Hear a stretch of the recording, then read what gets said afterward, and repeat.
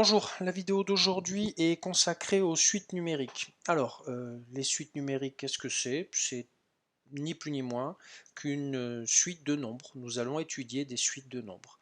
Et pour illustrer mon propos, je vais prendre un exemple. Je vais prendre voilà, 2, 3, 5. 5 écrit un petit peu mieux quand même.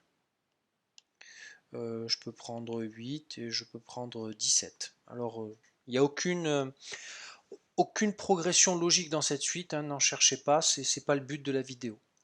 Alors, qu'est-ce qu'il faut qu'on définisse tout de suite? Déjà, la suite est constituée de termes qui s'écrivent sans le H, pas en rapport avec la chaleur. Donc, les termes, ce sont, entre guillemets, les éléments de la suite. En gros, ici, dans la suite que je viens d'écrire, nous avons 1, 2, 3, 4, 5 termes. Par exemple, le quatrième terme, c'est 8. Sa valeur est 8.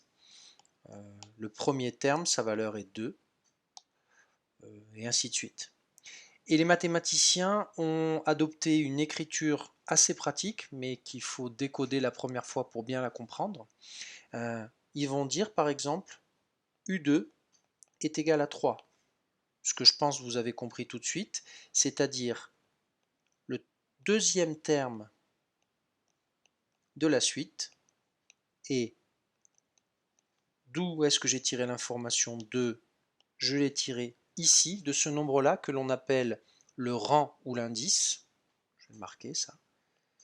Ça, c'est le rang ou son synonyme, c'est l'indice. Voilà. Donc, l'indice nous renseigne sur le rang ou la position, c'est la même chose, du terme dans la suite. Et ensuite, ceci, c'est la valeur de mon terme. Je sais que le deuxième terme de la suite est égal à 3. Voilà. C'est absolument pas compliqué, c'est très simple, mais il faut bien avoir ce vocabulaire en tête. De la même façon, on aurait pu commencer par le premier terme, donc U1, notez bien l'indice, sa valeur c'est 2. Le deuxième terme, je l'ai déjà dit, U2 c'est 3, U3 est égal à 5, U4 est égal à 8, et le dernier terme de ma suite, U5, est égal à 17.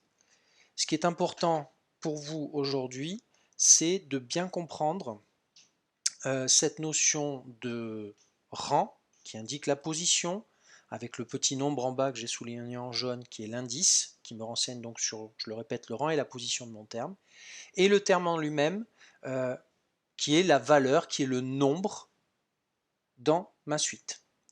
La dernière chose à savoir, c'est que cette suite-là, les mathématiciens ont pris l'habitude de l'appeler, enfin de désigner les suites par la lettre U, comme ceci, et ils mettent un nombre n pour se rappeler qu'il faut mettre en indice, c'est-à-dire dans cette position, quand on parle d'un terme, il faut mettre son rang en bas et en petit.